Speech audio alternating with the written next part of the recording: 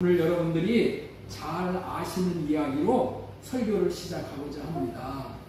종들을 많이 거느리고 살던 그런 사랑이 많은 주인이 자기 종들이 평생을 종노릇하며 살아야 하는 삶을 보면서 불쌍한 마음이 들었어요.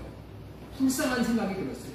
그래서 자기 집에 거느리고 있던 종들에게 몇 날 며칠부로 너희들의 종살이를 다 이제 해결해 주겠다, 방면해 주겠다, 이렇게 선언을 해버린 거예요. 그러자 이 소리를 들은 종들이 얼마나 기뻐요. 여러분들 종살이 하는 것이 얼마나 힘든 일인지 잘 모르는데, 제가 시골에서 어릴 때 살 때 보면은 이 종살이 하는 잘 사는 집, 권력 있는 집에 들어가서 종살이 하는 삶을 저는 봤어. 이 종으로 산다는 것은 정말 힘든 일이야. 그런데 이 종살이를 방면시켜 주겠다는 이 소리를 들으니까 얼마나 신이 났겠어요. 드디어 방면하기로 한 전날에 와서 종들에게 이런 이야기를 한 거예요. 오늘은 이 일이 다 끝나면은 모두가 다 집으로 들어가지 말고 새끼줄을 꼬도록 하라. 집에 들어가지 말고 일 다 마치고 와서 또 새끼줄을 꼬라는 얘기야. 그랬더니 어떤 종들은 주인을 아주 못마땅하게 여긴 거예요. 그래서 불평불만을 한 거야. 아니, 못된 주인이구만. 내일이면은 집을 떠나갈 종들을 끝까지 부려먹으려고 하는구나 하고 못된 주인이라고 생각을 한 거예요. 이런 생각을 품고 있으니까 새끼줄을 꼬는 일을 제대로 하겠어요? 마지못해 건성건성 하다 보니까 새끼줄을 꼬은 것이 얼마 되지를 않아요. 그러나 어떤 종들은 이렇게 생각을 한 거야.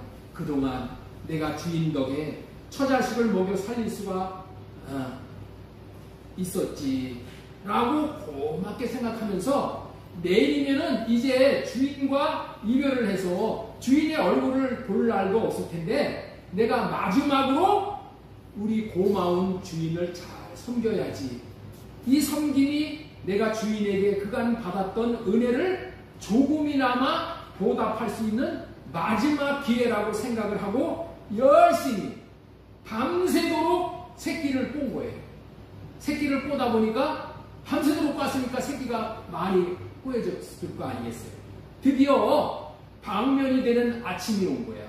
아침이 오니까 주인이 이렇게 명령을 하는 거예요.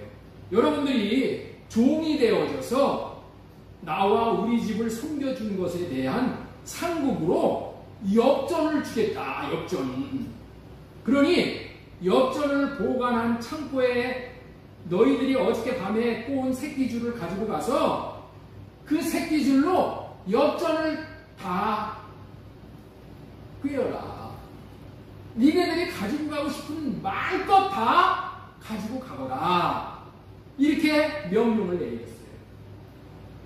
가지고 간 엽전으로 자립을 하는데, 너희들이 이제 주인을 떠나면 자립을 해야 될 거 아니야. 자립을 하는데 이걸 미천으로 삼으라고 내가 엽전을 주는 것이니까 마음껏 가지고 가라. 마음껏. 단지 조건은 뭐예요? 어저께 밤에 꼬은 양만큼 새끼 줄로 엽전에 구멍이 있잖아요. 거기다 껴가지고 가지고 가라는 거예요. 그랬더니 주인이 그동안 베풀어준 사랑과 은혜에 보답하려고 최선을 다해 새끼를 꼬은 종들은 많은 엽전을 가져갈 수가 있어서 자립하는데 큰 미천이 될 만큼 넉넉히 가지고 갈 수 있게 되었어요. 그 반대로 지난밤에 불평과 불만의 생각과 마음을 가지고 새끼를 꼰 종들은 큰 후회를 하게 된 것이죠. 이들은 주인이 새끼줄을 꼬라고 한 의도를 미처 전혀 몰랐던 것이죠. 자기를 위해서 새끼를 꼬라고 한 것임을 전혀 모른 거예요. 이럴 줄 알았다면 밤새껏 많이 새끼줄을 꼬았으면 좋았을 거예요. 이렇게 껄껄 하면서 기회를 이제는 놓쳐버린 거죠. 아니, 아침에 와가지고 새끼줄을 꼴 수 없잖아. 때가 있는 건데. 이 기회를 놓쳐버린 거예요. 이렇게 될 줄 알았더라면 새끼를 열심히 꼬았을 걸. 그랬으면 많은 동전을 가지고 나갔을 텐데, 그러나 후회를 해야 돌이킬 수 없게 된 것이지. 우스운 이야기 같지만은 우리도 이런 삶을 우리가 살고 있다면은 얼마나 후회스러운 일이겠느냐는 거예요. 그런데 정말로 우리는 이런 삶을 살고 있다는 거예요. 하나님께서는 이 땅에서 사랑의 섬김을 하라고 명령을 하셨어요. 이 땅에 사는 동안에 사랑으로 섬겨라. 사람의 창조와 구원을 해주신 목적이 뭐예요? 하나님을 섬기라고, 이웃을 섬기라고. 이런 목적을 가지고 우리 하나님께서 말씀하시고 섬기는 데 필요한 물질도 주고 건강도 주고 뭐 이 모양 저 모양으로 다 주셨잖아요. 그런데 이것을 귀뚱으로 듣는 사람이 있잖아요. 귀뚱으로.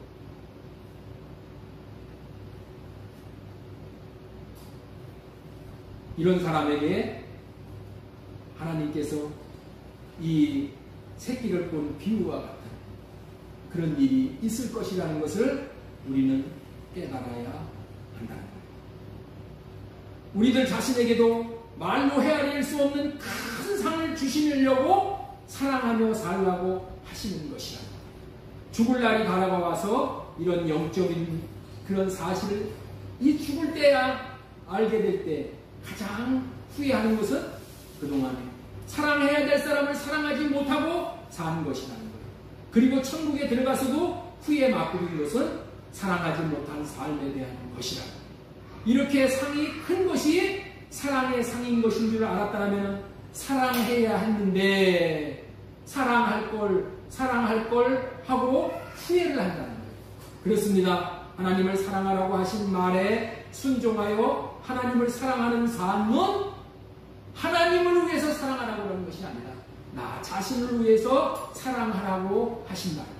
사랑은 자기에게 가장 복이 되는 것을 얻는 것이에요.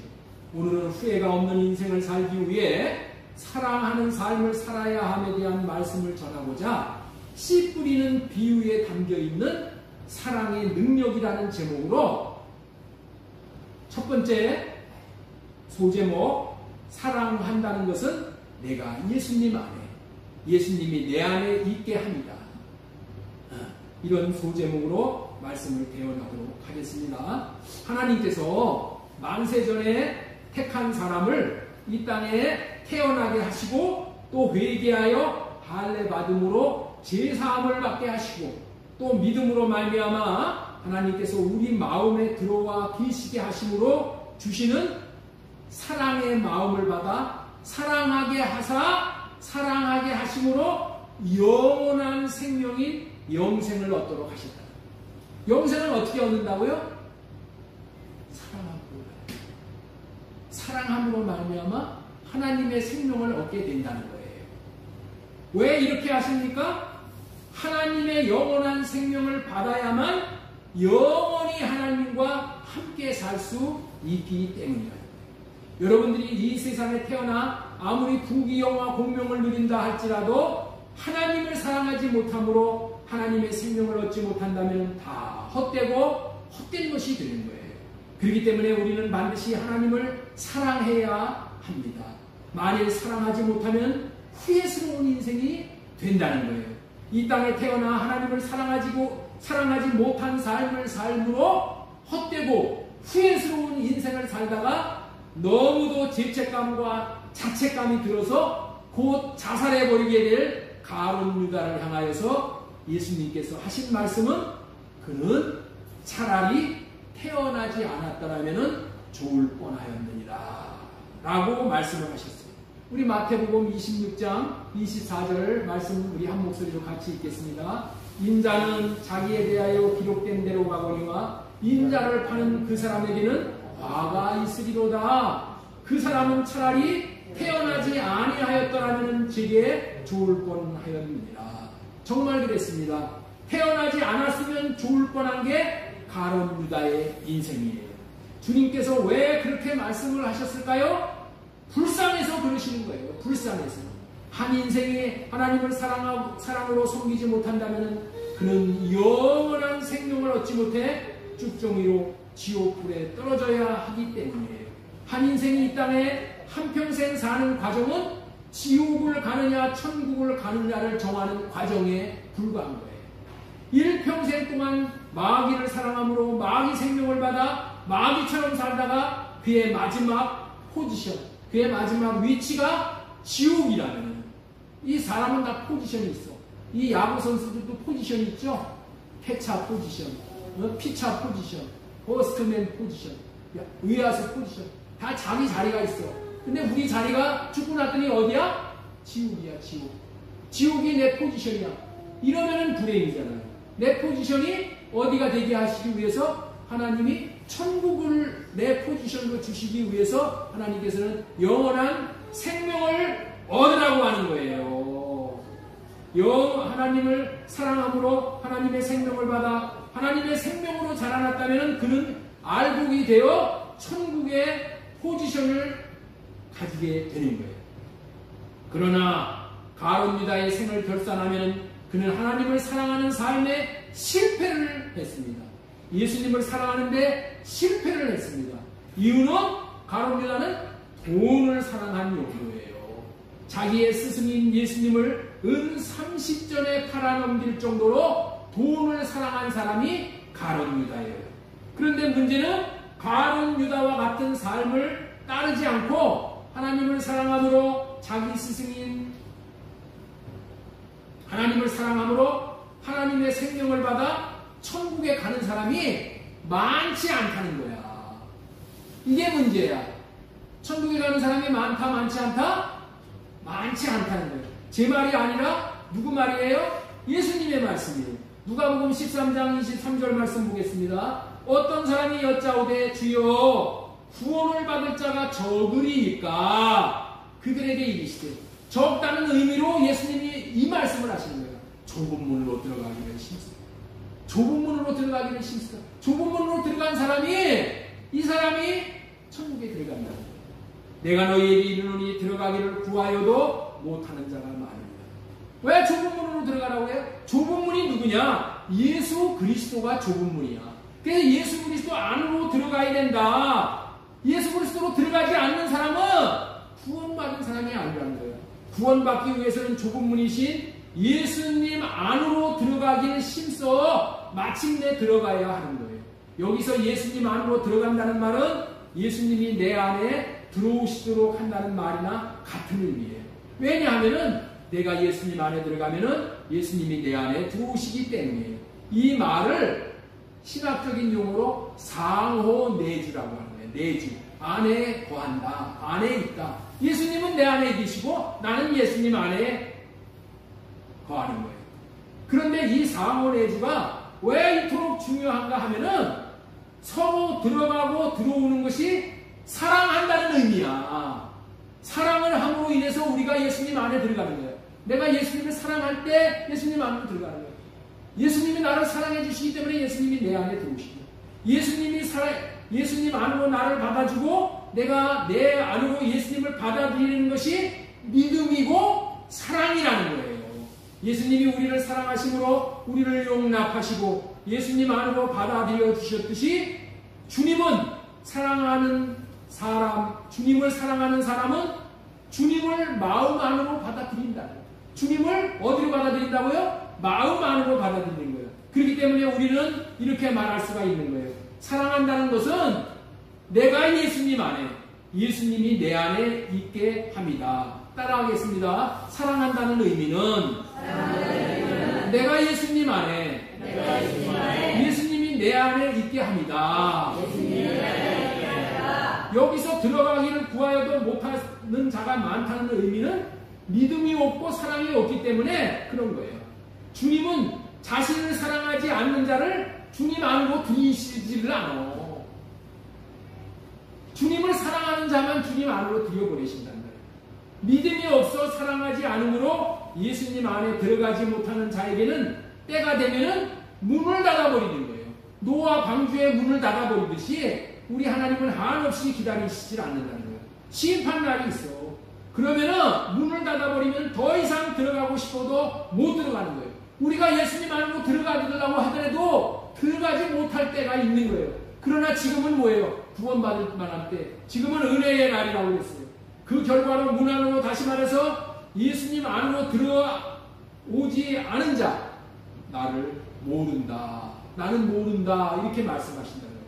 이것을 구원받지 못했다고 하는 거예요. 자, 우리 누가복음 13장 25절 말씀 보겠습니다. 집주인이 일어나 문을 한번 닫은 후에 너희가 밖에 서서 문을 두드리며 주여 열어주소서 하면은 그가 대답하여 이르되 나는 너희가 어디에서 온 자인지 알지 못하노라 하리니. 나는 너희를 모른다고 했다는 거야, 우리 예수님이. 자, 그랬더니 문 밖에 있는 자들이 이런 말을 하는 거야. 여러분들 이 말을 잘 들어야 돼요. 우리가 주 앞에서 먹고 마셨으며 주님은 우리의 길거리에서 가르치시지 않으셨나이까? 라고 말을 하는 거예요. 우리는 이런 사람이 구원을 받지 못했다고 하는 것은 생각지도 못하는 일이야. 왜 생각도 못해요? 주 앞에서 먹고 마셨어. 주님 앞에서 먹고 마셨어. 그리고 우리의 길에서 주님이 오셔서 가르치셨다는 거야. 그런데 우리 주님이 뭐라고 했어? 나는 너를 알지 못한다. 나는 알지 못한다. 떠나가라. 이랬다는 거야. 행악자들이라고 얘기를 했다는 거야. 자, 우리 누가복음 13장 26절 보겠습니다. 그때에 너희가 말하되 우리는 주 앞에서 먹고 마셨으며 주는 또한 우리의 길거리에서 가르치셨나이다 하나 그가 너희에게 말하여 이르되 나는 너희가 어디에서 왔는지 알지 못하노라. 행악하는 모든 자들아 나를 떠나가라 하니라. 이렇게 말씀하셨다. 구원 못 받았다는 거예요. 왜 주님은 이들을 모른다고 하냐면은 이들은 주님 밖에서 먹고 마시고 가르침을 받은 거예요. 그렇죠? 주님 앞에서 내가 먹고 마셨습니다 이렇게 얘기했죠? 주님 앞에서 먹고 마신 것이지 주님 안에서 먹고 마신 게 아니야. 주님 밖에서 먹고 마시고 가르침을 받은 거 이거 구원받는데 다 소용없는 것이고 내가 주님 안에, 주님이 내 안에 있는 자들만 주님이 안다고 하십니다. 좁은 문이신 예수 그리스도 안에 들어가기를 힘써서 마침내 예수 그리스도 안으로 들어가고 예수님은 우리 안에 들어와서 주님이 주시는 사랑을 먹고 마셔서 사랑으로 하나가 되어야 하나님의 생명을 받고 생명의 구원을 받고 누리게 된다는 거예요. 이 여러분들이 오늘 좀 무서운 얘기를 하는 거예요. 잘 들으셔야 돼. 네? 잘 들으셔야 돼. 그런데 이들은 주 앞에서 먹고 마셨으니 길거리에서 주님께 가르침을 받고 살았으니 생명의 구원을 받은 줄로 오해를 하고 있었다는 거예요. 이런 자들이 부지기수로 많지만은 좁은 문이신 예수님 안으로 들어가 구원받은 사람은 많지 않다는 말이에요. 좁은 문으로 들어가 구원받은 사람이 많지 않은데 그렇다면 어떤 사람이 구원을 받을 것일까요? 구원받는 사람이 어떤 사람인지를 계시록 3장 20절에 우리에게 분명히 알려주시는 거예요. 자, 우리 계시록 3장 20절 보시겠습니다. 볼지어다 내가 문 밖에 서서 두드리노니 누구든지 내 음성을 듣고 문을 열면은 내가 그에게로 들어가 그와 더불어 먹고 그는 나와 더불어 먹으리라. 이게 구원받은 자야. 이게 문을 열고 예수님이 내 마음문을 열고 내 안에 들어오셔. 그리고 나는 예수님 안에 들어가. 그래서 함고 먹고 마시는. 여러분들 교회에 나와서 예배를 드려도 여러분들 여기서 뭐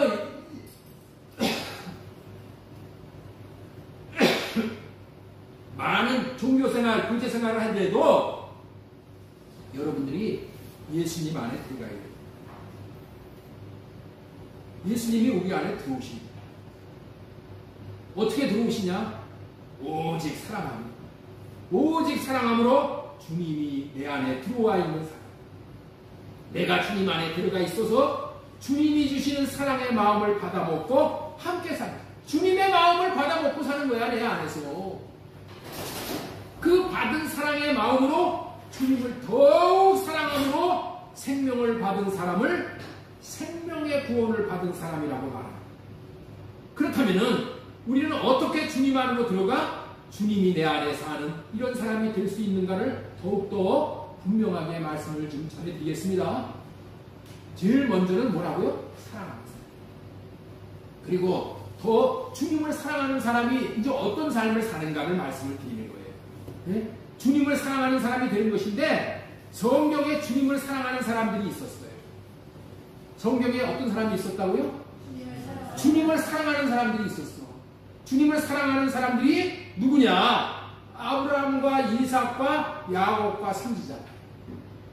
이들은 주님을 사랑하였기 때문에 주님이 약속한 할례 언약을 믿고 산 사람들이야. 그래서 아브라함에게 약속하신 언약을 믿고 살았기 때문에 이들을 하나님 나라 안에 있다라고, 다시 말해서 예수님 안에 있다라고 말씀을 하신 겁니다. 자, 누가복음 13장 28절 보겠습니다. 너희가 아브라함과 이삭과 야곱과 모든 선지자는 하나님 나라 안에 있고, 하나님 나라에 있다는 것은 하나님 나라 안에 있다는 거예요. 오직 너희는 밖에 쫓겨나는 것을 볼 때에 거기서 슬피 울며 이를 간다. 아브라함과 이삭과 야곱과 모든 선지자는 하나님 나라 안에 있고, 이 말씀이 뭐라고요? 예수님 안에 있고 나머지는 밖에 쫓겨난다는 말씀이에요. 그렇다면 하나님 나라 안에 있는 아브라함과 이삭과 야곱과 모든 선지자가 누구냐는 거예요. 먼저 이들은 하나님을 사랑하는 사람들이야. 하나님을 사랑하는 사람들은 하나님이 주신 언약을 천국과 같이 붙들고 믿고 사는 거예요. 여기서 하나님을 사랑하는 사람이 어떤 사람인가를 정리해 보겠습니다. 하나님이 주신 언약을 믿고 받아들이는 사람이 하나님을 사랑하는 사람이야. 아브라함에게 전한 복음의 귀를 기울이고 듣는 사람이야. 복음을 귀를 기울이고 들어야 돼. 할례 언약, 새 언약에 대해서 말씀을 선포하면 그것이 나에게 생명을 주는 언약이라는 것을 기억하고, 내가 주님 안에 들어가게 해주시는 언약이라는 것을 기억하고 귀를 기울여야 돼. 귀를 기울여야 돼. 귀를 기울이지 않고 꺽꺽 졸다가 가면은 안 돼. 귀를 기울여야 돼. 귀를 기울여야 돼. 이거는 이 세상에서 돈 몇 푼 마르는 게 아니야. 하나님의 생명을 받느냐 못 받느냐가 여기에 결판이 나는 거예요. 세 번째, 하나님이 사랑으로 주신 언약인 할례 언약과 새 언약을 믿고 할례의 삶을 사는 사람들이 누구냐? 아브라함과 이삭과 야곱과 선지자들이었다는 거예요.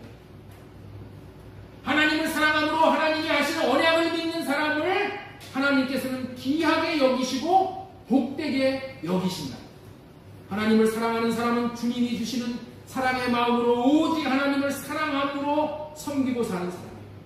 할례의 삶을 사는 사람이 주님을 사랑하는 사람인데, 이 사람은 자기로 사는 자가 아니고 주님이 자기의 삶을 대신 살아주는 사람이에요. 이런 사람은 하나님 안에 있게 되어지고 하나님이 내 안에 있게 되어짐으로 주님이 주시는 마음을 받아먹고 마심으로 하나님을 사랑하사가 이루어져서 하나님의 생명을 얻는 사람이 되어진다는 말이에요. 지금까지는 사랑한다는 것은 내가 예수님 안에, 예수님이 내 안에 있게 합니다라는 말씀을 전해드렸습니다. 두 번째로 전해드리고 싶은 말씀은 씨 뿌리는 비유는 사랑함으로 생명을 얻는다는 가르침이다. 우리 한번 따라서 한번 하겠습니다. 씨 뿌리는 비유는 사랑함으로 생명을 얻는다는 가르침이다. 오늘은 사랑함으로 생명을 얻는다는 이 사실이 너무도 중요하기 때문에 씨 뿌리는 비유를 전하고자 하는 거예요. 이 비유는 할례 언약에 대해서 말씀하시는 사랑하게 하사 생명을 얻는 원리를 깨우친 말씀일 수 있는 그런 말씀이에요. 하나님은 하나님께서 하신 언약만 이루시는 분이야. 이 언약을 이루시기 위해서 우리들에게 씨 뿌리는 비유를 말씀해 주십니다. 뭐 하는 비유야? 생명을 얻는 비유. 교회를 몇 년 이상 다니신 분들은 이 씨 뿌리는 비유에 대해서 대부분이 들어보셨을 거예요. 그런데 여기에 담겨진 깊은 의미를 일깨우치고 이런 삶을 살고자 하는 사람들은 극히 소수라는 것이 현실이에요. 오늘 이 비유의 말씀을 통해서 사랑함으로 모두가 하나님의 생명을 받는 역사, 생명의 성장을 이루는 역사에 참여하는 장본인들이 다 되시기를 간절히 바랍니다. 지금까지 생명을 얻는 방법에 대해서 기초 공부를 한 거예요. 지금 대지 1번 내가 예수님 안에, 예수님이 내 안에, 이것을 수도 없이 말씀을 드렸는데, 이거 뭐 하는 거라고요? 기초 공부를 다시 한번 반복한 거예요. 뭐 하려고? 이 씨 뿌리는 비유를 이해할 수 있게 하기 위해서 지금 기초 공부를 한 거예요. 오늘 핵심이 뭐라고요? 오늘 전하고자 하는 말씀의 핵심이 이 씨 뿌리는 비유라는 거예요. 그렇기 때문에 기초 공부를 했기 때문에 여러분들 잘 이해가 돼서 잘 따라오실 줄로 믿습니다. 예수님께서 많은 사람들이 예수님의 주위에 몰려들자 일명 씨 뿌리는 비유라는 말씀을 가르쳐 주셨어요. 마가복음 4장 2절부터 8절까지의 말씀을 우리 한 구절씩 교독하도록 하겠습니다. 자, 이에 예수님께서 여러 가지 비유로 가르치시니 그 가르치시는 중에 그들에게 이르시되 그가 씨 뿌리는 자가 뿌리러 나와서 뿌릴새 더러는 길가에 떨어짐에 새들이 와서 먹어버렸고 더러는 뿌리 아래는 돌밭에 떨어짐에 뿌리 깊지 아니함으로 싹이 나오나 해가 돋은 후에 타서 뿌리가 없으므로 말랐고 더러는 가시떨기에 떨어짐에 가시가 자라 기울을 막음으로 결실하지 못하였고 더러는 좋은 땅에 떨어짐에 자라 무성하여 결실하였으니 30배나 60배나 100배가 되었느니라 하시고 또 이르시되 귀 있는 자는 들으라 하시니라. 귀 있는 자는 이 말씀이 무슨 말씀인지를 들으라 하셨다는 거예요. 지금까지 네 종류의 밭인 길가밭, 돌짝밭, 가시떨기밭, 좋은 밭에 씨를 뿌리는 이야기를 하셨어요. 이 말씀을 듣고 있는 그 당시 유대 나라 사람들은 농경시대에 농사 짓는 일을 하는 사람들이야. 그렇기 때문에 이런 일들을 지금 실제적으로 경험하고 있는 이야기이잖아요. 그런데 귀 있는 자는 들으라 예수님이 명령을 하셔. 농사를 100날 지었으면서도 그게 무슨 얘기를 하는지를 그 깊은 의미를 모르고 있었다는 얘기야. 하나님은 생명을 얻는 방법에 대해서 알려주라고 농사 짓는 것을 삶으로 살게 해주시는 거예요. 삶을 살면서도 못 알아요. 들을 끼가 없는 사람은 이 말을 들어도 무슨 의미로 이런 이야기를 들려주셨는지 모르게 된다는 의미로 귀 있는 자는 들으라고 하신 거예요. 그렇습니다. 예수님은 우리 주변에서 일어나는 일을 가지고 비유로 설명하시면서 하나님을 사랑함으로 하나님의 생명을 얻도록 하는 진리를 가르쳐 주시는 거예요. 서두에서 하나님은 사람이 하나님을 사랑함으로 생명을 얻도록 하시는 일만 하신다고 했듯이 오늘 이 이야기는 생명을 얻도록 하시는 이야기, 구원을 받도록 하시는 말씀인데 못 알아듣는다는 거예요. 못 알아듣는다는 거예요. 그래서 귀 있는 자가 들으라고 하시는 말씀이에요. 자, 우리 마태복음 4장 9절 다시 한번 읽겠습니다. 또 이르시되 들을 귀 있는 자는 들으라 하십니다. 근데 실제로 그랬다는 거야. 못 알아들었다는 거야. 여기 함께 모여있던 사람들과 예수님의 제자들도 이 말이 무슨 의미의 말씀인지 몰랐어. 그래서 예수님이 혼자 계실 때에 이제 이 말씀을 하시고 나서 혼자 계실 때에 예수님에게 찾아가서 예수님, 아까 말씀하신 씨 뿌리는 비유가 무슨 의미의 말씀이었어요? 이해할 수가 없으니까 좀 이해할 수 있게끔 다시 좀 설명을 해주세요. 그렇게 부탁을 했잖아요.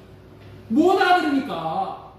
예수님이 말씀을 하셨는데 못 알아들어. 못 알아들으면 어떻게 돼? 물어야 돼.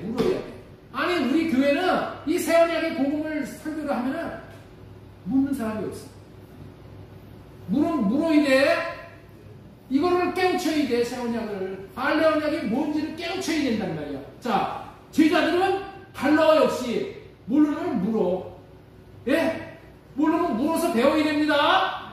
마가복음 4장 10절. 예수님께서 홀로 계실 때에 함께한 사람들이 12 제자와 더불어 그 비유들에 대하여 물으니. 묻잖아, 이렇게. 예? 아예 알지도 못하면서, 아니, 하면은, 여러분들 이거 점잖은 게 아닙니다. 물어야 돼.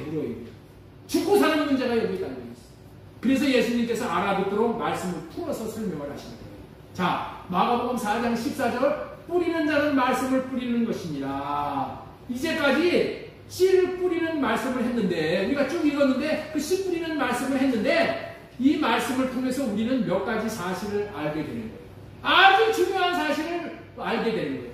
먼저 밭에 씨를 뿌리는 분이 누구냐? 농부이신 하나님이에요. 하나님이 여기서 농부로 등장해요. 씨를 뿌리는 분이 누구라고요? 하나님. 그리고 씨가 뭐냐? 씨가 뭔지를 여기서 설명을 하는데, 씨는 하나님의 말씀이에요. 하나님의 말씀을 씨로 뿌리는 거야. 씨로 뿌려. 오늘도 이 목사를 통해서 여러분에게 뭘 뿌려? 말씀의 씨를 여러분들의 마음밭에 뿌리는 거야. 자, 우리 마가복음 4장 3절. 들으라. 씨를 뿌리는 자가 뿌리러 나가서, 씨를 뿌리는 자가 농부 하나님이란 말이에요. 그 다음에 뿌리는 자는 말씀을 뿌리는 것이라. 뭘 뿌린다고요? 말씀. 씨가 말씀이라는 것을 꼭 기억해야 되는 거예요.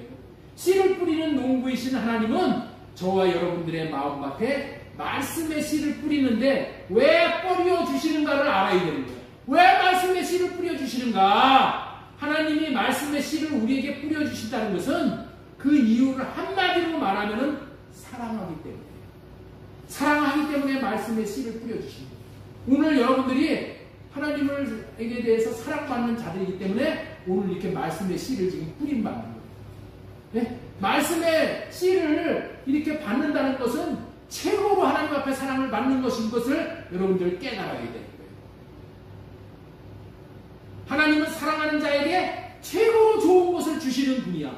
하나님은 사랑하는 자에게 뭘 주신다고요? 최고로 좋은 것을 주시는데 최고로 좋은 것이 뭐라고요? 말씀이라는 거예요. 요한복음 3장 16절 보겠습니다. 하나님이 세상을 이처럼 사랑하사 독생자를 주셨으니, 하나님이 이 세상을 사랑하기 때문에 뭘 주셨다고? 독생자를 주셨으니. 예? 독생자를 주셨다고 하는데 독생자가 무엇이냐? 그게 말씀이야. 자, 우리 요한복음 1장 14절, 말씀이 육신이 되어 우리 가운데 거하시네. 하나님의 말씀이 육신이 되어져서 우리 가운데 오셨다는 거예요. 뭘로 와? 독생자로 오셨다는 거예요. 독생자 되신 예수님이 말씀이야. 말씀으로 우리에게 오셨던 거예요.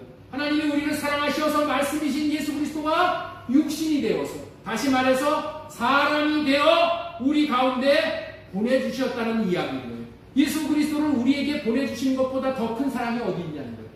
그리고 성령 안에서 다시 예수님이 말씀으로 또 오시는 거예요. 말씀으로 오셔서 죽으시고 부활하시고 승천하시고 하나님의 보좌 우편에서 우리의 죄를 다 사하시고 다시 성령 안에서 말씀으로 우리에게 오시는 거예요. 왜 말씀으로 오셔? 우리를 사랑하시기 때문에 그런 거예요. 그렇기 때문에 오늘 씨 뿌리는 비유를 통해서 하나님께서 사랑하는 저와 여러분들의 마음밭에 말씀의 씨를 사랑하기 때문에 뿌려주신다는 것을 믿으시기 바랍니다. 왜 말씀의 씨로 오신다고요? 이 말씀을 마태복음 4장 17절에서는 말씀으로 찾아오시는 예수 그리스도가 오시는 이유가 분명히 나옵니다. 분명히. 뭐를 주시기 위해서?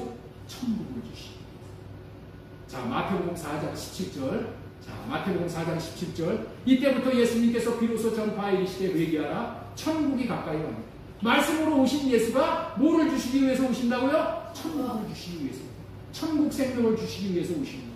그런데 사랑함으로 보내주신 이 사랑의 말씀을 받는 마음밭에 네 가지의 마음밭이 있는 거예요.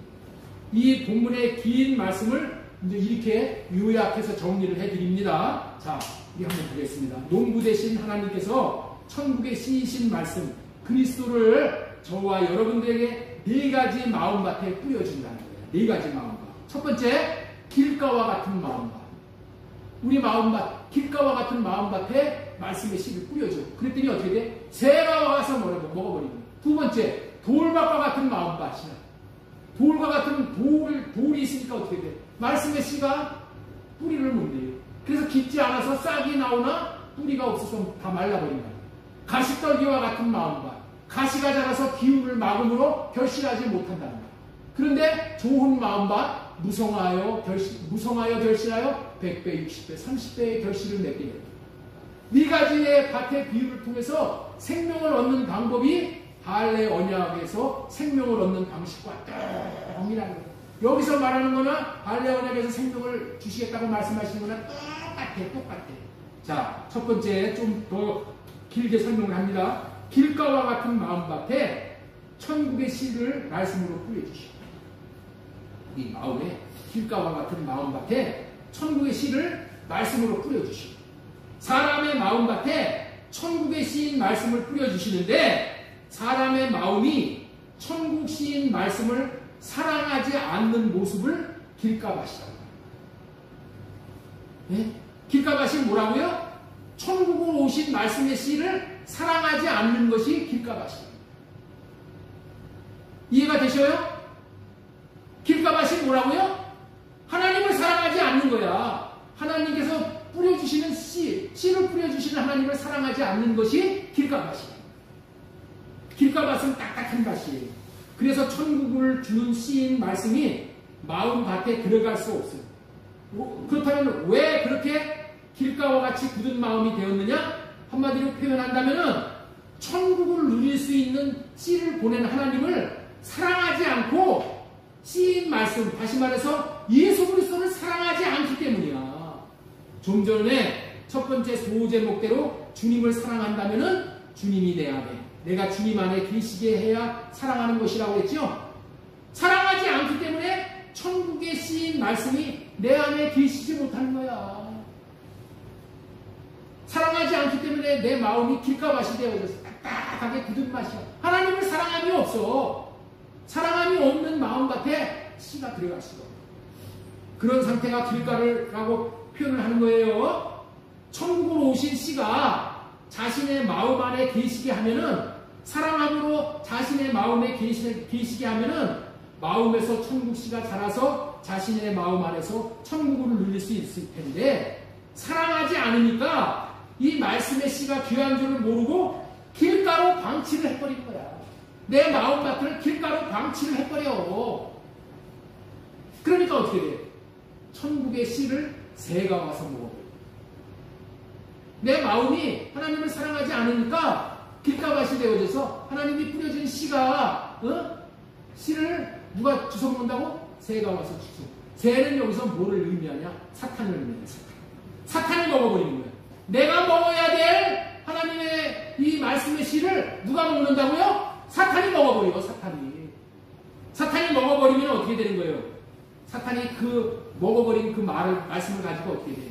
참소를 하는 거예요. 비판을 하는 거예요. 판단을 하는 거예요. 이 말씀이 율법이 되어져서 나를 판단하고 정죄하고 참소하는 거예요. 그러면서 이 사탄이 이 말씀대로 살지 못한 것에 대해서 너 잘못 살았지? 너 회개해. 너 또 죄 지었지? 매일 이렇게 참소를 하는 거야. 그러니 어떻게 돼? 견딜 수가 없는 거야. 견딜 수가 없는 거야. 내가 천국을 누리기는커녕 지옥을 누리게 되는 거야. 그렇습니다. 내 안에 천국의 씨가 내 안에서 자라면은 나는 천국을 누리는 것이 이치인데, 사탄 마귀가 귀신이 말씀의 씨를 먹어버리면은 사탄은 먹은 말씀으로 매일 나를 참소하는 것을 내가 당하고 사니까 얼마나 힘들어. 얼마나 힘드냐고. 너 왜 십계명 지키지 않고 살아? 너 왜 말씀대로 살지 않고 살아? 매일 죄만 짓고 살지? 너는 정죄받아야 돼. 나를 참소하기에 천국을 누리지 못하고 지옥을 살게 됩니다. 그러므로 마음밖에 말씀의 씨가 떨어져서 새가 먹어버리지 못하도록 자신의 마음밭이 씨를 사랑해야 됩니다. 씨를 사랑해. 말씀의 씨를 사랑하면은, 예수 그리스도를 사랑하고 하나님을 사랑하면은 이런 마음밭에 새가 먹어버리지 못하도록 그 마음이 그 씨를 품어버려. 씨를 품어 마음으로 품어버려. 마음 안에 푹 집어넣어. 그러면 어떻게 돼? 새가 와서 먹을 수가 없어. 참소받을 일도 없어. 그런데 그렇게 하지 않으니까 천국의 씨가 자라나지 못해 천국의 누림을 누릴 수가 없다는 거예요. 씨는 말씀이라고 했습니다. 말씀은 예수 그리스도라고 했습니다. 길가 같은 예수 그리스도를 사랑하지 않는 마음밭이라는 것을 기억하시기 바랍니다. 예수 그리스도를 사랑하지 않으면은 길가와 같은 마음밭이 되어버려 천국 씨가 천국으로 자랄 수가 없어 천국 생명을 누리지 못하고, 천국의 생명을 누리지 못하고 오히려 지옥을 살 수밖에 없음을 의미하는 말씀이에요. 두 번째, 돌밭과 같은 마음밭. 흙이 깊지 않아 싹이 나오나 뿌리가 없어 말라버린다. 씨인 말씀을 사랑했다면은 씨인 말씀을 사랑했다면은 씨가 돌밭에 있도록 방치하지를 않는다는 거예요. 씨를 사랑하면 어떻게 돼? 씨가 돌밭에 있어서 조금 있으면 죽을 텐데 이거 보고 가만히 있지를 않는 거예요. 사랑한다면은 씨의 말씀이 자신의 마음 안에 깊이 뿌리를 내리도록 자신의 돌밭과 같은 마음 땅을 쟁기로 갈아옵니다. 삽이나 호미로 갈아서 좋은 밭으로 만드는 게 되어 있는 거예요. 씨를 사랑하여 마음밭에 계시게 하려고 한다면은 씨가 마음 안에 들어오지 못하게 하는 장애물 돌과 같은 종류를 걷어낸다. 이런 과정이 회개하고 할례 받는 거예요. 회개하고 할례 받는 거예요. 이 행위가 씨를 사랑하는 행위. 회개하고 할례 받는다는 것이 뭐예요? 하나님을 사랑한다는 얘기예요. 하나님, 나 잘못했습니다. 이게 뭐야? 하나님을 사랑하는 표현이에요. 하나님을 사랑하지 않는 자는 절대 회개도 안 하고 하나님 앞에 나와서 콧물도 없어. 그래야 우리 회개하고 할례를 받아야지 내 마음밭이 돌짝과 같은 마음밭 다 기도인데 좋은 밭으로 그래야 씨를 마음 안에 받아들일 수가 있다. 세 번째, 가시떨기와 같은 마음밭. 가시떨기와 같은 마음밭은 어떻다 그랬어요? 가시가 자라서 기운을 마음으로 결실을 못한다. 자, 가시떨기와 같은 마음밭도 씨인 말씀을 다시 말해서 예수 그리스도를 사랑하지 않기 때문에 예수 그리스도가 마음밭에서 나오는 가시에 찔려 죽게 되는 거예요. 예수 그리스도가 씨로 왔는데 내 마음밭에서 가시가 나와서 예수 그리스도를 찔러 죽여버리는 거예요. 사랑한다면은 자기 마음 안에 가시와 같은 말씀을 찔러내야 되는 것을 이거 다 찔러대게 가만 놔도 다 제거해버려요. 성경, 이게 무슨 얘기냐면 이런 얘기야. 성경 말씀을 들으면은 말씀에 대해서 이러니 저러니 판단하며 찌르는 사람이 있다는 거예요. 예? 이 찌르는 사람이 있어요. 어떻게 찔러? 예? 오승원 집사님, 어떻게 찌르는 거예요? 말씀을. 야! 처녀가 어떻게 아이를 낳아? 말도 안 돼. 이렇게 찔러버려요. 사람이 어떻게 969세까지 살아? 그 신화 속에서 나오는 것과 같은 내가 그런 말을 내가 어떻게 믿어? 사람이 아니 보리떡 5개와 물고기 2마리로 어떻게 5,000명이 먹을 수가 있어? 아니 죽은 자가 어떻게 살아나? 하면서 이 말씀의 씨가 내 안에 뿌리를 내리도록 하려고 하는데 이 말씀의 씨를 찔러버리는 거야. 뭐가 있어서? 내 안에 가시가 있어서. 그래서 말씀을 판단하고 말씀을 비판하고 말씀을 무시하고 이렇게 자주 찔러대는 사람이 있어요. 또 이런 사람도 있어. 안 목사가 매일 할례 언약과 새 언약밖에 설교를 하지 않죠. 아니 성경에 할례 언약밖에 없어? 아니 성경이 새 언약밖에 없어? 아니 큰 교회 목사님은 할례 언약에 대해서 새 언약에 대해서 일체 딴것도 안 하는데 큰 교회 목사님 말씀이 오라 저 100명도 안 되는 교회 안 목사 말이 오라 이러고 잠깐 찔러대는 거예요. 그러니까 뭐야? 새 언약의 씨가 내 안에 뿌리를 못 내려. 새 언약으로 말미암아서 우리가 천국 복음을 누리고 생명을 받아 누리는데 찔러버린다니까. 그 말씀이 내 안에 떨어지면 찔러버려. 이 마음이 가시떨기 같은 마음밭이다. 그러면 말씀의 씨가 뿌리를 내리지 못함으로 자랄 수 없으므로 그 마음은 천국을 누리지 못하게 되는 것임을 알려주는 말씀. 반면에 씨를 사랑하는 마음밭이 좋은 마음밭이 새 언약의 씨인 말씀을 마음으로 받는 거예요. 자기 마음에 있는 가시로 찌르면은 할례 언약, 새 언약을 주는 생명을 못 받아. 할례 언약, 새 언약을 주는 생명을 못 받아. 좋은 밭은 무성하여 결실을 한다고 했어요. 100배, 60배, 30배의 결실. 자기 자신의 마음밭이 좋은 밭이 되는 것이 씨인 말씀을 사랑합니다. 좋은 밭, 가시떨기밭, 떨기밭. 딱 한 가지로 쉽게 표현을 해드리는 거예요. 이게 다 뭐라고요? 좋은 밭이 아닌 것은 다 씨를 사랑하는 밭이 아니야. 씨를 사랑하는 밭만이 좋은 밭이야. 이 좋은 밭, 무성하게 결실을 하는데 자기 자신의 마음밭이 좋은 밭이 되는 것이 씨를 사랑하는 그런 마음밭이라는 거예요. 예수 그리스도를 사랑하는 거예요. 예수 그리스도를 사랑하니 씨가 나무가 되기까지 자라는 거예요. 아예 예수의 씨가 내 안에 들어왔는데 계속 사랑을 해. 계속 사랑을 하니까 어떻게 돼? 씨 생명, 예수의 생명이 내 안에서 자라는 거야. 자라는 거야. 겨자씨가 큰 나무가 되듯이 자라는 거야.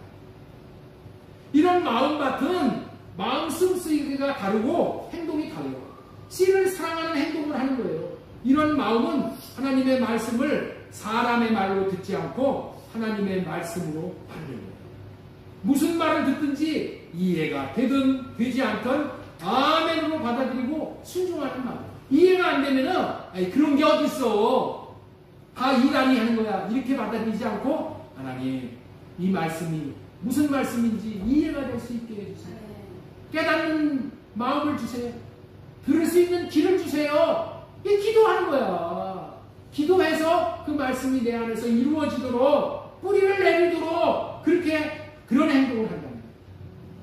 사람의 말로 듣지 않고 하나님의 말씀으로 받을 때 아멘, 아멘으로 받을 때 이런 마음밭에 씨가 내 안에서 하나님의 미랄이 떨어져 죽고 발화를 하고 자라서 100배, 60배, 30배의 열매가 되었다는 말은 충만한 생명이 되었다는 말이에요.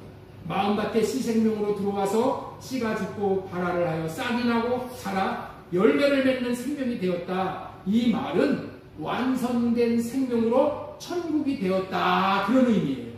네 가지 밭의 비유를 통해서 생명을 얻는 방법이 할례 언약에서 생명을 얻는 방식과 내 마음밭을 기경을 하고 갈아엎는 게 뭐예요? 할례, 예비하고 할례. 그리고 사랑하게 하사 생명을 얻게 하십니다. 사랑하게 하사 생명을 얻는 것이 내 안에 씨를 자라게 하는 사랑함으로 자라게 하는. 자, 이 정리를 하겠습니다. 자, 여기 한번 보세요. 씨 생명을 받기 위해서는 할례 언약, 새 언약을 사랑함으로 믿어야 합니다. 하나님은 사랑하는 자에게 뭘 주신다? 씨를 뿌려주시고. 할례 언약을 믿고 사랑하는 자에게 씨를 뿌려주셔요. 아무나 하나님의 생명의 씨를 뿌려주는 게 아니에요. 여러분들이 할례 언약을, 새 언약을 마음을 다해서 믿을 때 이 할례 언약, 새 언약의 생명의 씨가 여러분들에게 떨어지는 거예요. 사랑하는 자에게 이 씨를 뿌려주는 거예요. 사랑하면 믿게 되어 있는 거예요. 믿는 자에게 농부 되신 하나님이 씨를 뿌려주시는 거예요. 두 번째, 씨 생명으로 들어오는 말씀을 안에 모시기 위해 사랑함으로 길가, 돌자, 가시떨기의 밭을 좋은 밭으로 기경을 한다. 마음밭을 갈아엎는 사람은 어떻게 하는 거라고요? 씨를 사랑하기 때문에 내 마음밭을 갈아엎는 거예요. 씨를 사랑합니다. 그 다음에 세 번째, 생명의 씨가 땅에서 죽어 발화를 할 수 있도록 생명의 씨를 사랑하게 하는 거예요. 자, 그 다음에 네 번째, 생명의 씨가 자라도록 사랑의 영양분을 계속해서 사랑하는 거예요. 예수님 사랑합니다. 예수님 사랑합니다. 나는 예수님 없이 못 살아요. 계속 사랑의 고백을 하면은 예수님의 생명의 씨가 내 안에서 어떻게 한다고요? 우리 예수님은 뭘 먹고 자라신다고요? 생명의 사랑을 먹고 자라십니다. 여러분의 자녀들도 사랑을 먹고 자라죠? 아내도 사랑을 먹고 자라고 남편도 사랑을 먹고 자라고 우리 사랑을 먹고 자라는 것이 우리 인생입니다. 예수님도 사랑을 잡수시고 내 안에서 자라신다니까. 자라시고 생명의 씨가 열매로 다 자랄 수 있도록 사랑을 공급해야 돼요. 생명의 씨, 말씀이신 예수 그리스도가 자신의 마음에서 자라나니 생명의 열매가 풍성한 거예요. 이 열매가 영생이에요. 여러분들 씨가 자란다는 것이 씨 뿌리는 비유가 잘 이해가 돼야 되는 거예요. 내가 자라는 게 아니야. 내 안에 생명의 씨이신 예수 그리스도가 내 안에서 자라는 거야. 그래서 나는 자라도록 예수가 자라도록 사랑만 공급하는 거야. 사랑만. 그러면 어떻게 되냐? 그 생명의 열매, 영생의 열매, 생명은 보이지를 않아. 보이질 않지만은 내 인격이 변화가 돼. 내 인격. 하나님의 생명을 받아 누리는 사람은 인격이 변화가 돼. 그래서 그 인격이 생명의 열매, 그 인격이 성령의 9가지 열매로 우리에게 나타나게 된다.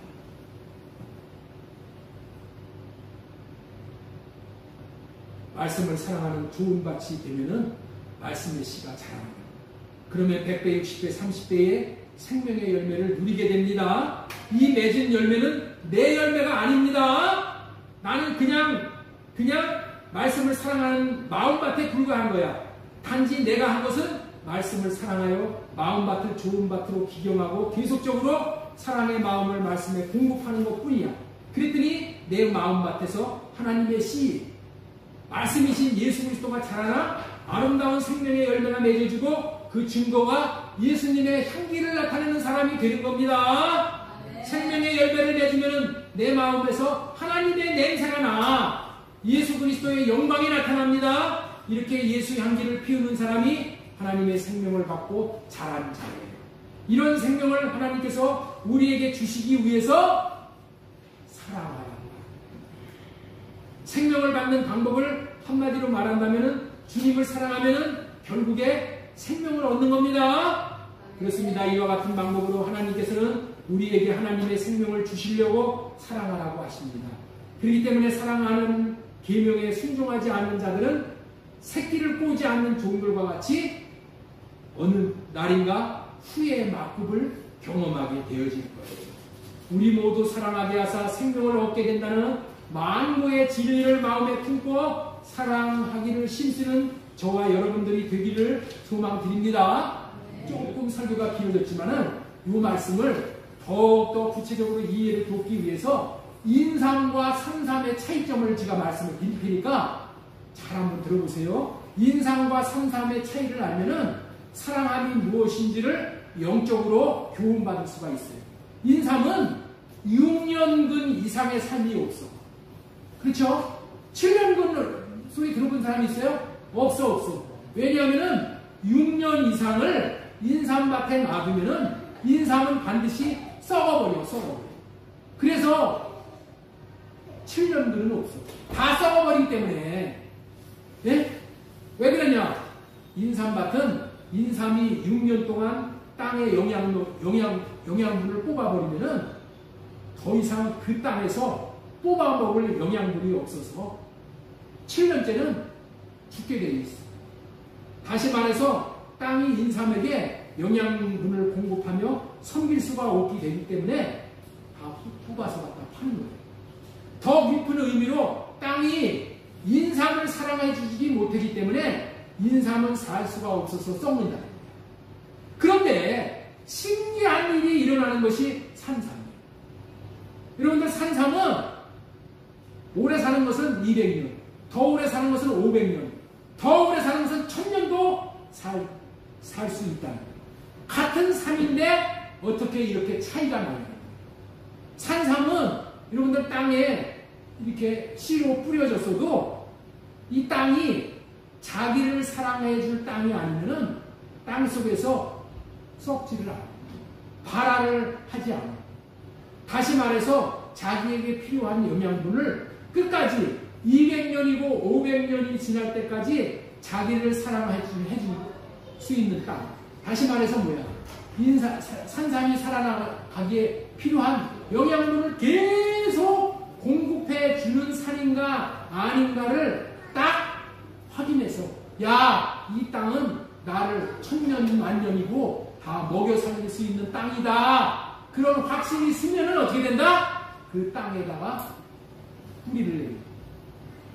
씨가 땅에서 죽어. 그래서 발화를 하고 거기서 자라게 돼요.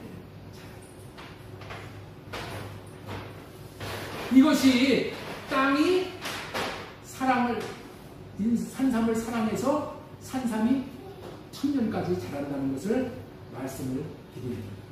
여러분들 씨가 그냥 존재한다면은 씨가 발화를 하지 않고 그냥 존재를 한다면은 죽지 않아요. 여러분들 죽지 않고 3000년도 살 수 있어. 씨가. 여러분들 얼마 전에 이집트 피라미드 안에 3000년 전에 씨를 발견을 해가지고 그거를 심었더니 3000년이 지난 후에 씨가 자란 거예요. 싹이 나고 자란 거예요. 여러분들 일단 산씨가 땅에 자기를 사랑해 줄 것이라는 믿음을 가지게 되어야지 죽을 수가 있고 발화를 하고 200년, 500년, 1000년 죽은 산삼이 될 때까지 살아서 자란다. 여러분들 이게 영적인 교훈을 우리에게 엄청나게 주시는 거예요. 하나님이 생명의 씨로 영생하는 생명의 씨로 우리에게 찾아오셔서 우리의 마음밭에 뿌려졌다 하더라도 이 마음밭이 이 씨를 사랑하지 않으면은 발화를 하지 않아. 죽지를 않아. 발화를 하지 않음으로 인해서 그대로 있는 거야. 그대로. 우리도 좋은 밭이 되어져 씨인 말씀이 다시 말해서 예수 그리스도가 내 마음 땅에서 죽고 발화를 하셔 싹이 나고 자라게 해야 됩니다. 그러기 위해서 우리는 한도 없이 끝도 없이 그리스도를 사랑할 것이라는 믿음을 말씀의 시인 예수 그리스도가 갖도록 하십니다. 그래서 여러분들 평상시에 예수님 사랑합니다. 예수님 사랑합니다. 여러분들 이 사랑한다는 말을 입에다 담고 사세요. 여러분들이 사랑합니다. 사랑합니다. 이 마음에서 떠나지 않고 마음으로 예수님에게 사랑 고백을 하는 거예요. 그러면은 예수님이 어떻게 하셔? 맞아. 얘는 믿을만해. 나를 사랑하니까 이 마음밭에다가 내가 죽어야 되겠다. 발화를 해야 되겠다. 그리고 자라는 겁니다. 예수님께서 믿음을 갖도록 해야 합니다. 이 사람의 마음 안에 뿌리를 내리면 영원토록 예수를 사랑해서 나 예수를 사랑해서 예수가 죽지 않도록 섬기고 사랑해 줄 것이라는 믿음을 가지도록 뿌리를 내리시도록 해야 되는 거예요. 그래서 예수 그리스도가 내 안에 죽고 자라면은 그 결과는 내 안에서 예수님이 잘 자라나 생명의 열매를 맺어 그 생명을 공급받는 밭이 우리가 되는 거예요. 생명이 자라서 내 밭이 그 예수님의 생명을 누리게 되는 거예요. 이런 생명의 누림이 천국의 누림이에요. 사랑을 공급받고 시 생명이 자라면 예수님의 생명인 영생을 우리 마음밭에 주시는 거예요. 우리 마음밭이 뭐예요? 내 마음에서 영생을 누리는 거예요. 영생의 생명을 누리는 거예요.